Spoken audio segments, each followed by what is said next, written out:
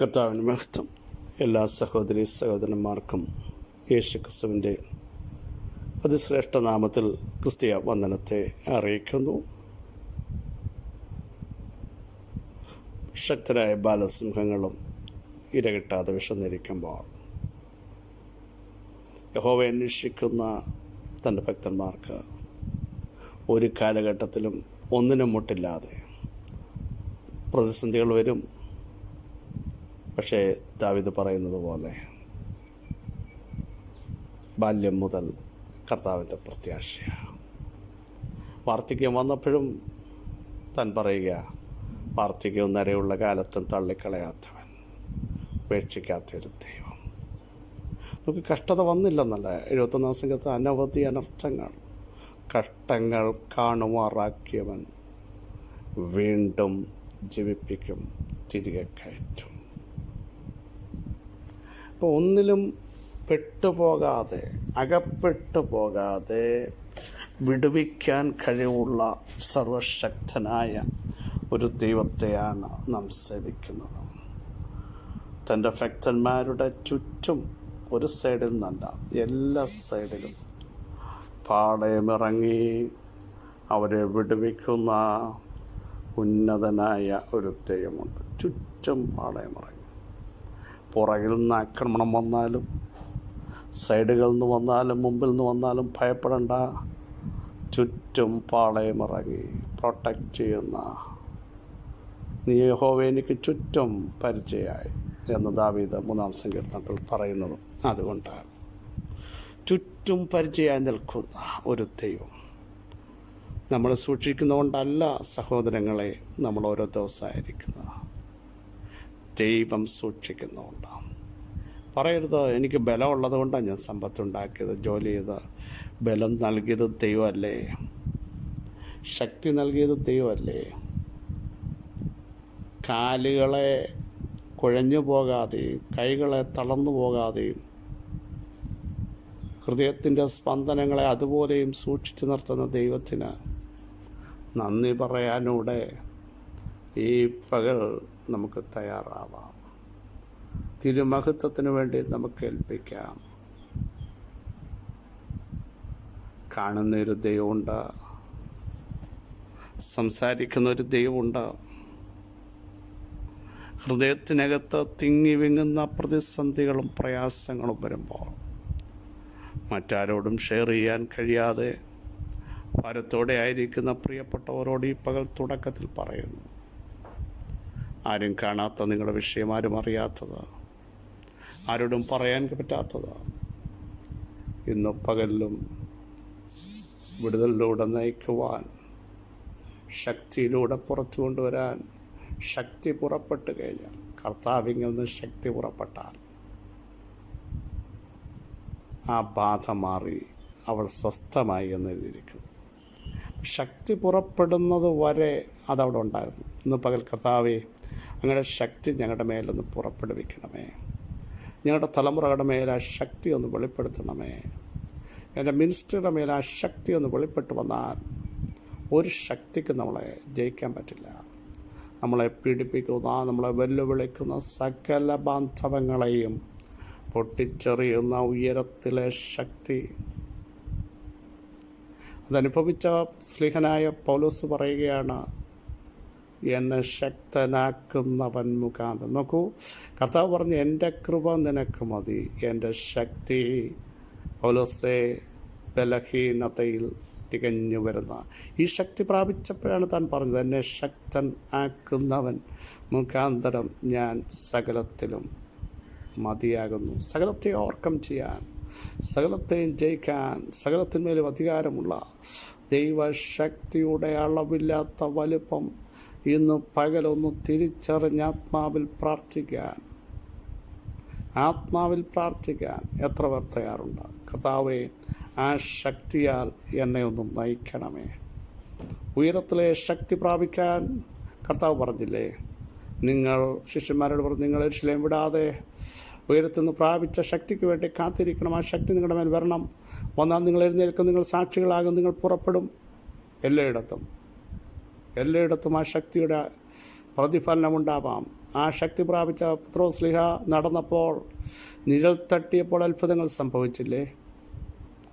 ഈ പകൽ ആ ശക്തി പ്രാപിച്ചുകൊണ്ട് താൻ പ്രാർത്ഥനാ സ്ഥലത്തേക്ക് നടന്നപ്പോൾ നമുക്കറിയാമല്ലോ, ഗോപുരത്തിൻ്റെ പുറത്തിരുന്ന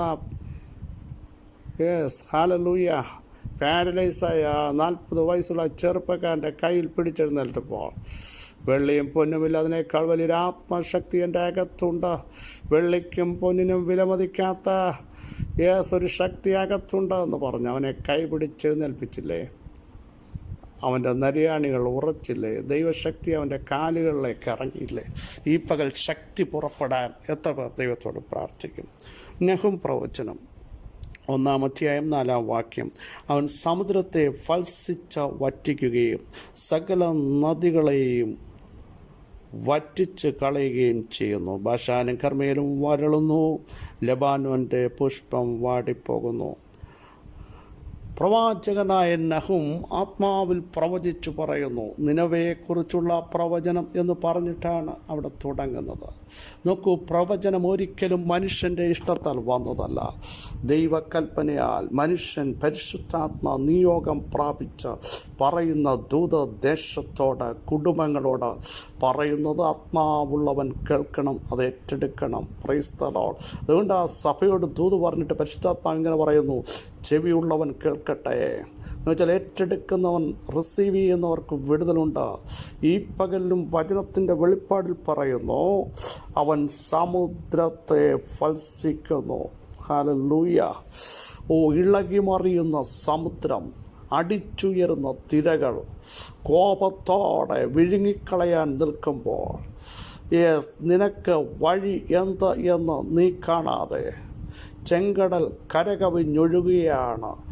വെള്ളം അതിൻ്റെ ശക്തിയോടെ, ഹുങ്കാര പ്രതാപത്തോടെ ഉയരത്തിലേക്ക് അടിച്ചു കയറുകയാണ്. പക്ഷേ ഇപ്പുറത്ത് അഭിഷേകമുള്ള ഒരു മോശയോട് ദൈവം പറയുകയാണ്, നിൻ്റെ കയ്യിലെ വടി നീട്ടുക, നീട്ടുമ്പോൾ എൻ്റെ മഹത്വമുള്ള ഭുജം ഇറങ്ങും, സമുദ്രത്തെ, അതിൻ്റെ ആരവങ്ങളെ ഞാൻ ഫൽസിക്കുന്ന ദൈവം, നൈൽ നദിയുടെ ശക്തികളെ ഫൽസിക്കുന്ന ദൈവം, ചിലതിനെ വറ്റിച്ചു കളയുന്ന ദൈവം, നിങ്ങളെ, നമ്മുടെ നന്മകളെ, വിടുതലുകളെ ഒഴുക്കിക്കളയുന്ന യോർദാൻ്റെ നദികളെ വറ്റിച്ച് ഉണങ്ങിയ നിലത്തൂടെ കടത്തിവിട്ടത് അഭിഷേകമുള്ള പുരോഹിതന്മാർ പെട്ടകവുമായി അവിടെ ചെന്ന് ചവിട്ടിയപ്പോഴാണ്. Praise the lord. ഹല്ലേലൂയ. ആത്മാവിൽ ചവിട്ടാൻ തയ്യാറാകൂ, ആത്മാവിൽ കൽപ്പിക്കാൻ തയ്യാറാകൂ.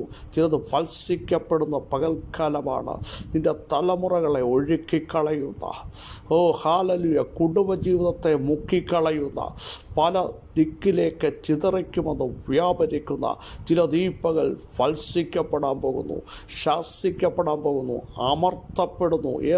ചില തിരകളെ ദൈവം അമർത്തുന്നു എന്ന് 89-ാം സങ്കീർത്തനത്തിൽ നാം വായിക്കുന്നത് പോലെ പൊങ്ങിയിരിക്കുന്ന ചില തിരകൾ ഇന്ന് പകൽ ദൈവത്തിൻ്റെ വചനത്തിൻ്റെ ശക്തിയാൽ ദൈവം അതിനെ ശാസിക്കുകയാണ്. കാറ്റെ അടങ്ങൂ, കടലെ ശാന്തമാകൂ എന്ന് പറഞ്ഞ മാത്രയിൽ അതുവരെ ശിഷ്യന്മാർ ഭയപ്പെട്ടുപോയി, ഭ്രമിച്ചുപോയി, അറ്റുപോയി, ജീവിക്കാൻ കഴിയത്തില്ലെന്ന് പറഞ്ഞു. ഇത് തകർത്ത് കളഞ്ഞ് വള്ളത്തെ മുക്കിക്കളയുമെന്ന്, പടകിനെ മുക്കിക്കളയുമെന്ന് അകത്ത് ഭീതി ജനിപ്പിച്ച് വിട്ട ചില വിത്തുകൾ മുങ്ങിപ്പോകുമെന്നും, ജീവിക്കാൻ പറ്റില്ലെന്നും, എഴുന്നേൽക്കത്തില്ലെന്നും, ഇവിടം കൊണ്ട് അസ്തമിച്ചെന്നും, ഇനിയും അടുത്ത തലം കാണാൻ പറ്റത്തില്ലെന്നും പൈശാചിക മേഖലകൾ ഒരുമിച്ച് നിന്ന് വെല്ലുവിളിക്കുമ്പോൾ സ്വർഗത്തിലെ വചനത്തിൻ്റെ ശക്തി ഞാൻ ആത്മാവിൽ പ്രവചിച്ചു പറയുന്നു. ചിലതിനെ ദൈവം ഈ പകൽ ശാസിക്കുകയാണ്, ചില കൂട്ടുകെട്ടുകളെ ശാസിക്കുന്നു.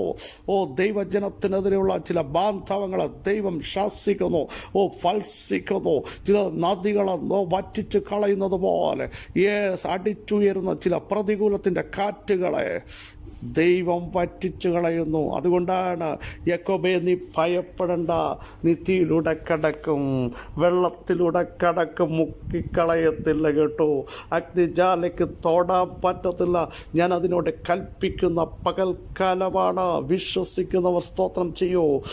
നിങ്ങളുടെ ഔദ്യോഗിക മേഖലകളെ തകർക്കുവാൻ, ചിലയിടത്ത് മറയിട്ട് വ്യാപരിക്കുന്ന നിങ്ങളുടെ ശരീരത്തെ അതിനെതിരെ വെല്ലുവിളിച്ച് അടിച്ചുയർന്ന ചില തിരകൾ നിങ്ങളുടെ കുടുംബ ജീവിതത്തെ, വ്യക്തിപരമായ ആത്മീക ജീവിതത്തിന് അതിനെ വെല്ലുവിളിക്കുന്ന ചില ഭാഷാൻ കൂറ്റന്മാരെ കണ്ട് നിങ്ങൾ ഭയപ്പെടേണ്ട. സ്വർഗം അതിനെ ശാസിക്കുന്നു. ദൈവം ശാസിച്ചിട്ട് പറഞ്ഞ കടൽ അനങ്ങിപ്പോകരുത്. കടലും കാറ്റും ഇവനെ അനുസരിച്ചെങ്കിൽ ഈ പകൽ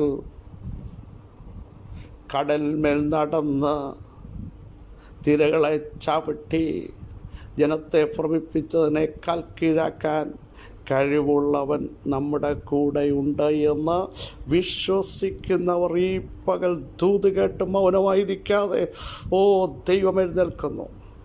ഇതിനെ ഫലസിക്കാൻ ദൈവം എഴുന്നേൽക്കുന്നു. തൻ്റെ ജനത്തെ ഉണങ്ങിയ നിലത്തിലെന്ന പോലെ നടത്താൻ. വെള്ളത്തെ കണ്ട് നമ്മൾ ഭയപ്പെടുന്നത് എന്തിനാ? തിരകളെ കണ്ടെന്തിനാ ഭയപ്പെടുന്നത്? കാറ്റിനെ കാണണ്ട. ഇതിനെ സൃഷ്ടിച്ച ദൈവം വിളിച്ചു പറയുന്നു, ഞാനതിനെ ഫലസിക്കാൻ പോകുകയാണ്. നിങ്ങളെ ഭ്രമിപ്പിക്കുന്ന വിഷയങ്ങൾ എന്തുമാകട്ടെ, എങ്ങനെ നിൽക്കുമെന്ന് ചിന്തിച്ച് അടിയൊഴുക്കുകൾ വരുമ്പോൾ ഈ ദൂതേറ്റെടുക്കൂ. യേശുവിൻ നാമത്തിൽ ചില അടിയൊഴുക്കുകൾ ശാസിക്കപ്പെടുന്നു. നീ പോലും കാണാതെ അടിയിൽ കൂടെ വരുന്ന ചില ഒഴുക്കുകൾ യേശുവിൻ്റെ നാമത്തിൽ ശാസിക്കപ്പെടുന്നു. കുടുംബങ്ങളെ ആത്മാവിൽ സ്തോത്രം ചെയ്യൂ.